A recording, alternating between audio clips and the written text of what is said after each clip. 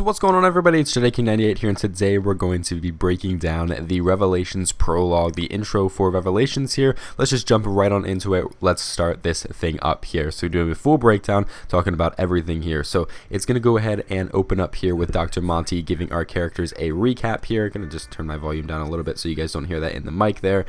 So we get this beautiful shot of the countryside. Let me just go ahead and enter into full screen here on my video. So we go ahead and get this beautiful shot of the actual, like, the countryside that we heard Max talking about in the radios in Zetsubounoshima. You know, we heard about him talking about how he's walking through the countryside at the house and everything. We kind of had hints towards this in those radios and everything, and now we're actually getting a full-on look at this right here as we pan down to the house that has been hinted at for so long now. And this is the house right here that the characters reside in, where Monty's perfect universe. This is Dr. Monty's perfect universe right here that he has worked so hard to create. So we'll continue on here, and he talks about how he has created this perfect universe. Now, if we go ahead and take a look right here, if you actually look at the table right there, you can see sitting on the table is flowers, wine, and what we think is to be a candle, which are all three items that you can pick up inside of Gorod Krovi. So a little Easter egg right there for you guys. I'm not sure what, we have yet to find out what those three items are for in Gorod Krovi. Maybe there's something that will transfer into Revelations here and we'll be able to use. Who knows? Anyway, so as we continue on, Monty continues to talk about how this was supposed to be a safe place for the little U's.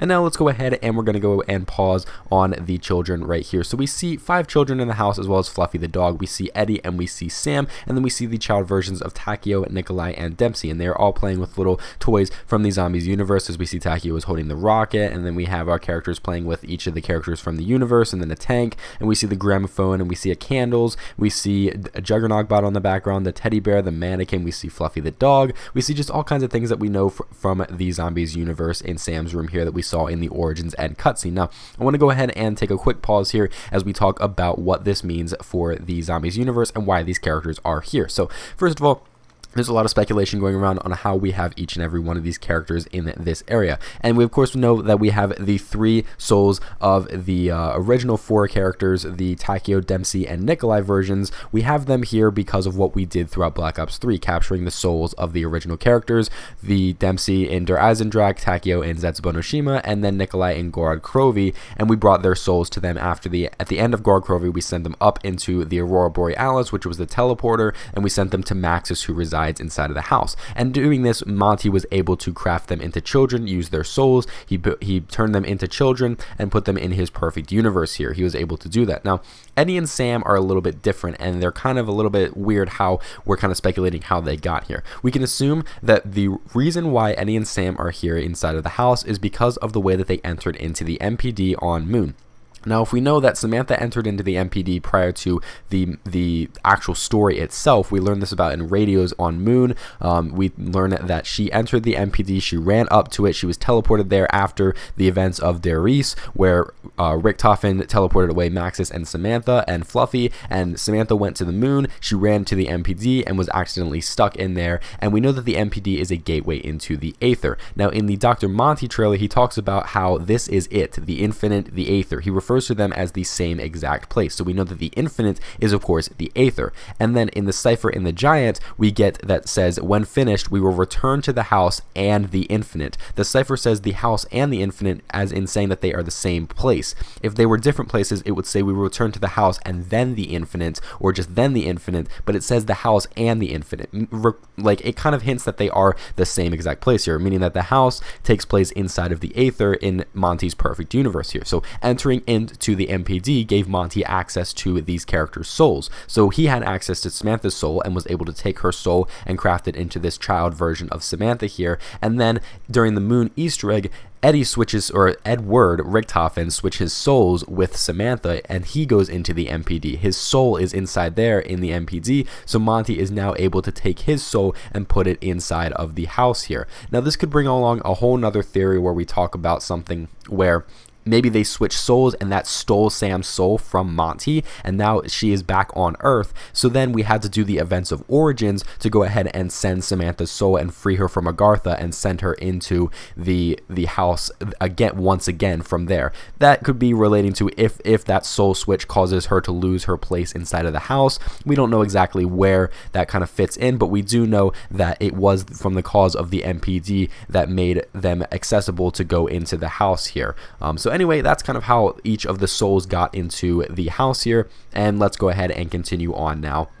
So we hear the siren, and now we're pausing once again because I want to talk about the siren and where I think all this takes place. So I believe that the Revelations prologue takes place immediately after the Gorod Krovi end cutscene, and actually not immediately after, but just a little bit in the future after the Gorod Krovi cutscene. So I believe that the Origins end cutscene takes place immediately after the Gorod Krovi end cutscene. The siren is to signify that someone is coming into the house through the teleporter, which we'll see in just a few minutes. Now, in the Origins end cutscene, we have just Sam and Eddie and Fluffy inside of the house here, and then we hear the siren goes off and Maxis tells them to come down to the basement and basically lock the windows and everything and come down to the basement where the teleporter is. So we can assume that this takes place after the Gorod Krovi Easter egg, where we go ahead and send the souls up. That siren is those 3 souls of our original characters entering into the house right there, and then Maxis tells them to come down to the basement to come meet these new versions of our characters right here. So that's why we have all of the characters here, and they're not all there in the Origins end cutscene. Now the siren is signaling again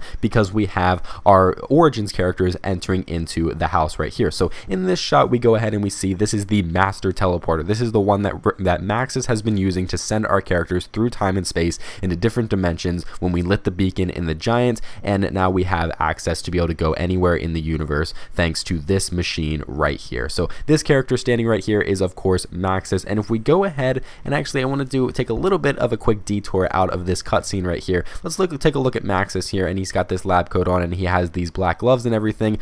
Now let's go ahead and take a look at the poster that was revealed for Black Ops 3 when it originally came out, and it was referred to as the Only the Cursed Survive poster, and we had this figure standing in this lab coat with these black gloves on holding the Cursed Apothecon card right there, and his head is like completely blown open. There's like blood shooting out of it right here, and we can assume that this character is Maxis right here. Now what this means for the story, I don't know for sure. What the whole Only the Cursed Survive type of thing means for the story, I'm not entirely sure what this means, but we do have confirmation that this character from the original poster for Black Ops 3 Zombies is Maxis here, because it is wearing the exact same outfit. It looks very much similar to him, and it has the head blown open, which signifies that we took the brain out of Maxis and used it to create this other version of him. So it's kind of symbolic there, and I think it's really cool that they decided to do this. They've been teasing Maxis since the beginning of Black Ops 3, and I think that's really awesome there. So let's go ahead and continue on right here. So we have Richtofen and Maxis. Notice that Richtofen still has the blood vials. He still has them filled. We'll kind of rewind right here. He still has the blood vials. They are still completely filled. We still don't have a use for them. I kind of did an explanation on what I think the blood vials mean, and they have, it's a huge thing relating to the ending of Zombies there. If you guys want to check that video out on my channel, don't go there unless you don't want to know what the potential end to Zombies is going to be. Anyway, let's continue on here. So we have them do this hug here, and we have our original characters in the background there, and it's just kind of a nice warming shot. And then we get this shot of the summoning key, and we have Maxis, and he just looks kind of confused as soon as he sees the summoning key. The look on his face, we can tell that he is already hearing the voices of the Shadow Man from this shot right here. And then when we continue on, he just kind of like shakes him off, and he's like, no, I can't follow through with that. He's already being influenced by the Shadow Man because he does not have a soul, he only has a brain. So anyway, we'll continue on here, and they go ahead, and Monty says that they destroyed that bloody machine. This machine that they are destroying is the Master Teleporter. They are all safe in the house now. Their goal is completed, and they need to go ahead and get rid of the teleporter because they have no use to go to any other world or any other dimension. And then Monty says that Maxis went ahead and ballsed everything up. And now he's reading a book here. I believe this is the Group 935 Field Ops Manual here. Some people are thinking that it might be the Chronorium, so it's kind of a toss-up between what it could potentially be there. So anyway, he hears the voices. He's being affected by the Shadow Man from the summoning key, and he goes ahead and heads on down to the basement. and then he goes and picks up the summoning key to release the Shadow Man. Now, before we go to that part, I want to talk about how there is a Dragon Strike controller crystal sitting on top of that master machine. I don't know what this signifies for the storyline there, if it's as important, if it's just them reusing that model for something to make it look cool. I don't know right there, but there is a Dragon Strike controller just sitting there on top of the master teleporter machine. So anyway, we'll continue on here. They just kind of left the summoning key sitting there. If you notice that painting right there in the background, that is the painting from Der Eisendrache, where we have the Wolf King marching into battle right there. So kind of cool, interesting choice that they decided to use that painting right there. So Maxis picks up the summoning key. We get the Shadow Man quote about how only together can we prevent the destruction of your world. And now this is where things get a little bit more confusing here as to what happened to Maxis. So Maxis goes ahead and activates the summoning key, and we see the yellow light, which signifies that a soul is being either absorbed or released from the key right here. So what we can assume is happening here is Shadow Man's soul is being released.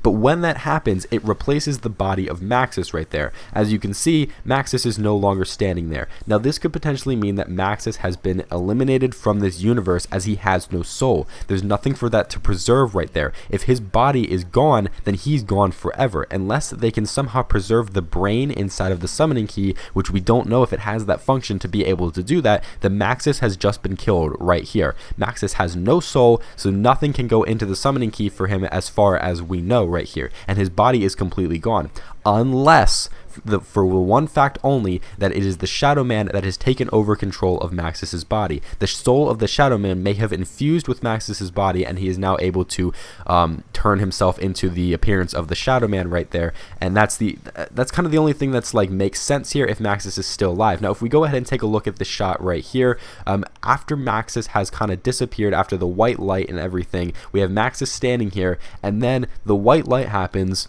and then Maxis is gone.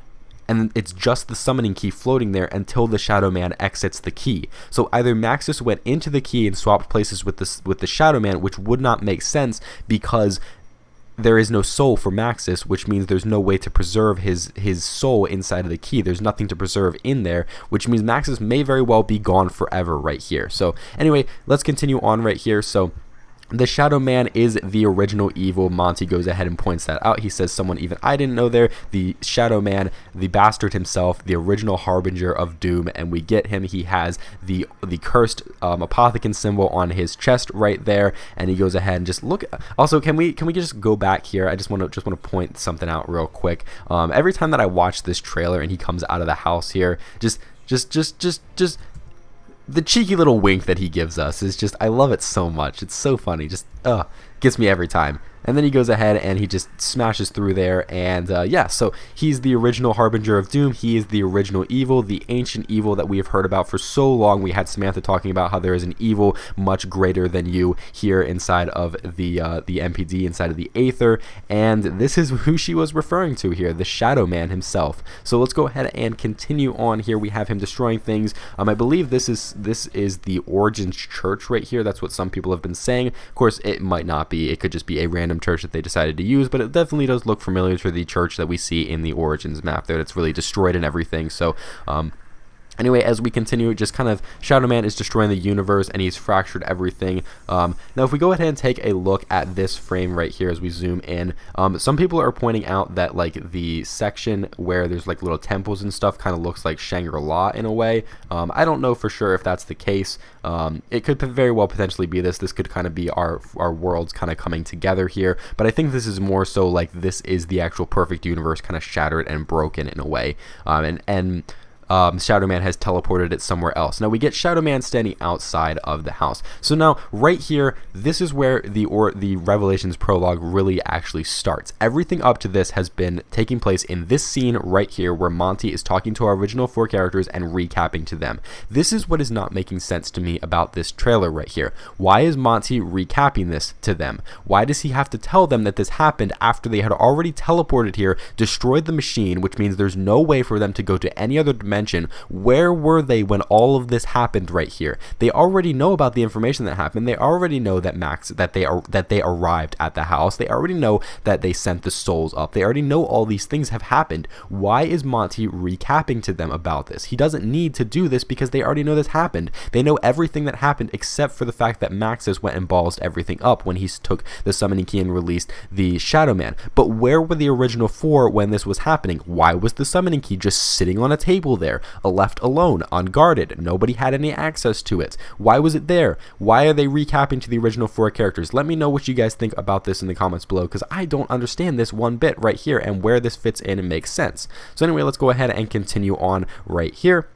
Monty's talking about how this is the Apothicons. These are the true evils. Now this giant blue ball right here, I believe, is the major source of 115 right here. This is the ultimate source of 115, and this is what Maxis talks about, how we need to maintain these certain levels of 115 to keep the fabrication of the universe together. He talks about that in a cipher in Zetsubo no Shima, and I believe this is what he is referring to here, that this needs to be kept intact. And we have these giant Apothicon beasts right here going ahead and taking sources of the 115, as you can see, and they're going ahead and spitting them into different universes. This is a 115 meteorite rock, and this explains how the 115 got to maps such as Origins and Shinonuma, and where was the other map? Zetsubo no Shima, we had an Origins meteorite there. And just any map with an Origin, with not an Origins, a 115 meteorite, any map with those, this is where it's coming from. So very interesting here. If we go ahead and pause right here, we can actually see a Death Ray Tesla piece right there in the cracks of Nocturne Toten here.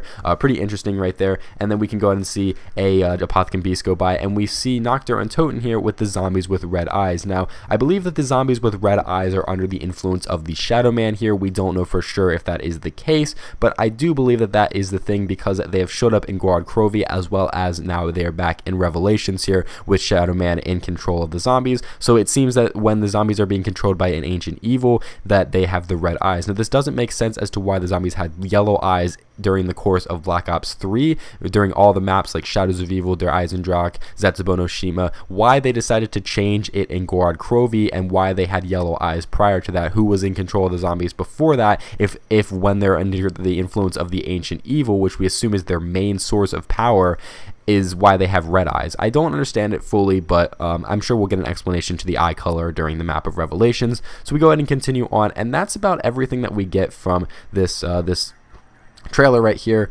And yeah, pretty much we have Monty saying it's a fucking shit show, and he closes the door. And there's a lot of speculation as to why Monty is closing the door. Why is he not helping the characters? I think it's because he wants to keep the children safe. The children are still inside of the house, and he needs to be the protector over them while we go out and fight the evil that remains outside. I think Monty is going to go and help us from inside of the house, but I think he's staying inside of the house because of the fact that he needs to keep the children safe. He can't just leave them alone and help us come fight the Apothicons, because they don't know what's going to happen.